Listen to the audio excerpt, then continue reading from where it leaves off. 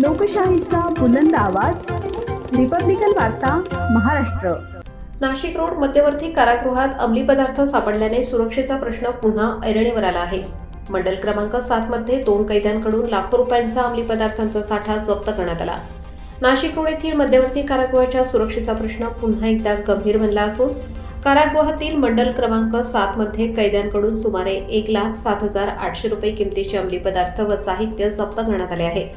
या प्रकरणी 2 कैद्यांसह एका अज्ञात व्यक्तीविरोधात NDPS कायद्यान्वये गुन्हा दाखल करण्यात आला आहे. पोलिसांनी दिलेल्या माहितीनुसार 10 डिसेंबर रोजी सकाळी 9:40 मंडल क्रमांक 7 मधील यार्ड क्रमांक 1 व 4 मध्ये तपासणी करण्यात आली.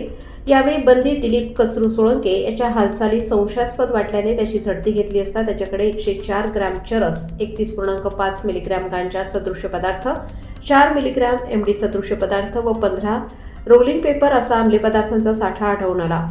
न्यायालयीन बंदी स्वप्नील दिनेश उगवणे यांच्या जबाबानुसार एका अज्ञात इसमाने हे अंमली पदार्थ बेकायदेशीर मार्गाने कारागृहात पोहोचवल्याची प्राथमिक माहिती समोर आली आहे. या प्रकरणी कारागृह हवालदार सुनील सोमा रोकडे यांच्या फिर्यादीवरून नाशिक रोड पोलीस ठाण्यात गुन्हा दाखल करण्यात आला आहे. अंमली पदार्थ कारागृहाच्या आत कसे पोहोचले याचा तपास पोलीस करीत असतानाच कारागृहाच्या सुरक्षेबाबत गंभीर प्रश्न उपस्थित झाले आहेत. रिपब्लिकन वार्ता, महाराष्ट्र न्यूज, नांदगाव प्रतिनिधी मुक्ताराम बागुल, नाशिक.